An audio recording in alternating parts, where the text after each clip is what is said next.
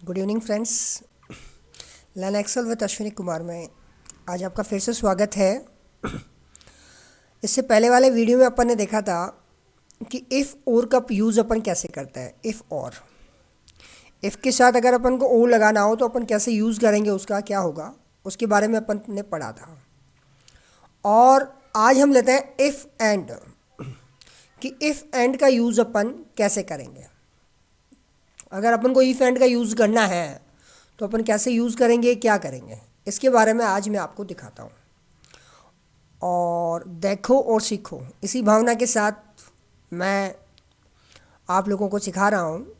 तो प्लीज़ आप लोगों से एक गुजारिश है, रिक्वेस्ट है कि मेरे चैनल को सब्सक्राइब करें और अन्य शिक्षक साथियों और अन्य लोगों को भी भेजें जो एक्सेल सीखना चाहते हैं, ताकि उन लोगों को भी फ़ायदा मिले और आप लोगों को भी फ़ायदा मिले। ऑफिस वर्क आपका बहुत इजी हो जाएगा अगर आप सब लोग ये फॉर्मूले सीख लेते हो तो। मैं पहले आपको पिछली वाली क्लास में ले चलता हूँ, इफ़ और वाली में। ये देखिए, इफ़ और का अपन ने जो क्लास लिया था उसमें हमने देखा था कि हमारे पास ये एक टेबल था जिसमें हमने कहा कि इसमें कुछ कस्टमर्स के नेम हैं, उन्होंने जो क्वांटिटी खरीदी, जो अमाउंट खरीदा वो प्रकार है, उस उनको उनको डिस्काउंट मिलना है 10%। तो हमने एक यहाँ पे बात की थी कि डिस्काउंट 10% किन को मिलना है। ये 10% डिस्काउंट उन्हीं कस्टमर्स को मिलना है जिन्होंने या तो 5 क्वांटिटी खरीदी हो, क्वांटिटी उनका 5 हो खरीदने में, या फिर उन्होंने अमाउंट जो है वो 3,000 से अधिक का लिया हो। मतलब दो में से एक कंडीशन फुलफ़िल होनी चाहिए। यहाँ पे दो कंडीशन थी, क्वांटिटी और अमाउंट की। तो यहाँ पे अपन ने इफ़ और का फॉर्मूला लगाया था कि हमने इफ़ और अगर ये वाला सेल जो है वो 5 से कम या 5 से ज़्यादा या बराबर हो 5 के, या ये वाला जो सेल है वो 3,000 रुपये से ज़्यादा या बराबर हो, तो यहाँ पे 10% लिखा हुआ आना चाहिए, अदरवाइज़ यहाँ पे 0 आना चाहिए। ये हमने देखा था। आज इसी तरह अपन एंड पे ले चलते हैं आपको। तो एंड क्या कहता है, इफ़ एंड ये कहता है, एंड का मतलब क्या होता है वो समझ लीजिए आप। एंड का मतलब होता है बोथ कंडीशन फुलफिल्ड, लेकिन और में क्या था, आइदर ए कंडीशन फुलफिल्ड, केवल एक कंडीशन फुलफिल होनी चाहिए। एंड मीन्स कंपल्सन, और वहाँ पे क्या था, ऑप्शनल। इफ़ और में ऑप्शनल होता है तो इफ़ एंड में कंपल्सन होता है, मतलब दोनों जो कंडीशन अगले ने दी है वो फुलफिल्ड होनी चाहिए। चलो एक बार अपन इफ़ और लगा के देखते हैं और एक बार इफ़ एंड। मैं इन सभी को डिलीट कर देता हूँ एक बार। ये लीजिए सर, डिलीट कर दिया। एक बार अपनी इफ़ और की कंडीशन ये है कि इन दोनों में से मतलब 5 क्वांटिटी खरीदी हो या 3,000 रुपये अधिक हो, लेकिन इफ़ एंड में क्या है कि उसने 5 क्वांटिटी भी खरीदी हो और रकम उसकी 3,000 भी हो, तब उसको 10% डिस्काउंट देना है। तो एक बार अपन यहाँ पे लगा के देखते हैं, थोड़ा सा जूम करके आपको दिखा देते हैं, ठीक है।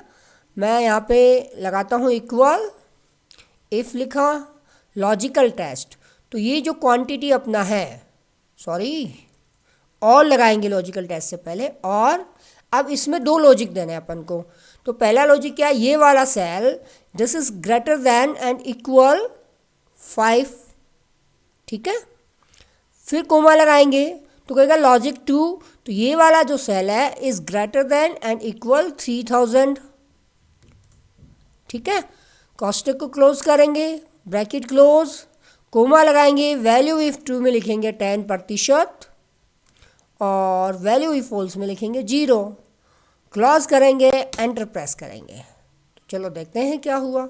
ड्रैग कर देते हैं नीचे की तरफ, ये लो। एक बार इसकी क्वांटिटी 4, अमाउंट 1,000, दोनों चीज़ कम है तो 0 आ गया। इसकी क्वांटिटी 8 है, अमाउंट 5,000 है, दोनों चीज़ ज़्यादा है, 10% आ गया। इसकी क्वांटिटी 4 है लेकिन रकम ठीक है, क्वांटिटी भले ही कम हो लेकिन रकम ठीक है तो भी 10% आ गया। इसके दोनों कम है तो 0 आ गया, इसके भी दोनों कम है तो 0 आ गया। तो ये बात होती है अपनी इफ़ और की। अब इफ़ एंड क्या कहता है उसके बारे में मैं आपको बताता हूँ। इसको भी थोड़ा सा जूम आउट करते हैं। ये लीजिए, इक्वल का साइन लगाएंगे, इफ़ लिखेंगे, ब्रैकेट ओपन, एंड लिखेंगे, एंड लिख दिया। अब क्या करेंगे, अपने पास दो लॉजिक है। तो पहला लॉजिक अपन देंगे कि ये जो क्वांटिटी वाला सेल है, ये जो क्वांटिटी वाला सेल है दिस इज ग्रेटर देन, बड़ा है, और क्या है, इक्वल है किसके, 5 के। ठीक है, फिर लॉजिक 2 क्या कहेगा कि ये जो अमाउंट वाला सेल है E5, this is also greater than and equal 3000। Okay, bracket close, 2 condition दे दी।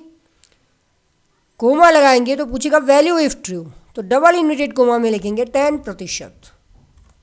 ओके, वैल्यू इफ फॉल्स में लिख देंगे 0, ब्रैकेट क्लोज और एंटर प्रेस।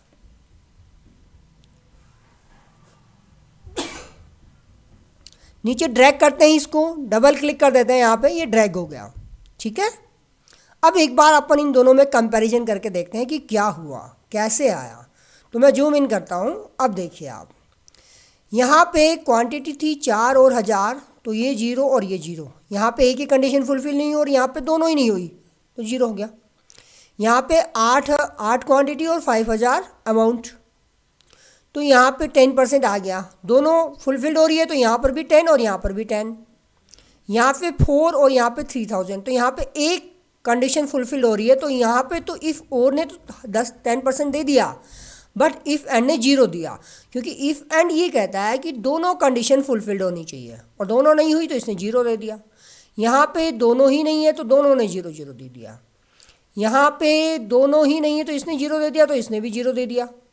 यहाँ पे 10 और 2000, यहाँ पे ये कंडीशन तो फुलफिल्ड हो रही है, तो इफ़ और ने तो 10% दे दिया, लेकिन इसने 0 दिया इफ़ एंड ने।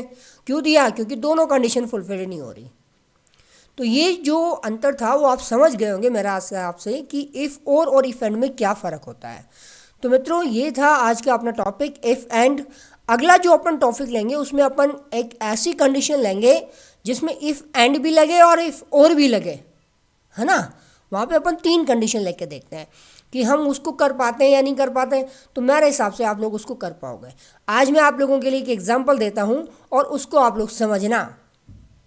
आप इसका स्क्रीनशॉट ले सकते हो, कुछ भी कर लेना। कि अपने पास ये एक टेबल बना हुआ है जिसमें सीरियल नंबर है, नेम ऑफ स्टूडेंट है, इंग्लिश, मैथ्स और साइंस लिखा है, फिर कंडीशन में लिखना अपन को पास या फेल। ये आप लोगों को करना है। कल मैं इसको आपको सॉल्व कराऊंगा इस क्वेश्चन को। तो इस क्वेश्चन में क्या है कि पासिंग मार्क्स 35 पासिंग मार्क्स है, और इसने कंडीशन दी है कि वही छात्र पास होंगे जिसने इंग्लिश में तो पासिंग मार्क्स प्राप्त किए हैं। इंग्लिश में तो पासिंग मार्क्स आ गए उसके, लेकिन उसके साथ साथ मैथ्स या साइंस में भी किसी एक में पासिंग मार्क्स आने चाहिए। तो अगर ऐसी कंडीशन होती है तो वो बच्चा पास होना चाहिए। अगर ये कंडीशन फुलफिल्ड नहीं होती है तो वो बच्चा फेल होना चाहिए। जैसे ये बच्चा पास है यहाँ पे, है ना। ये पास है, क्यों पास है?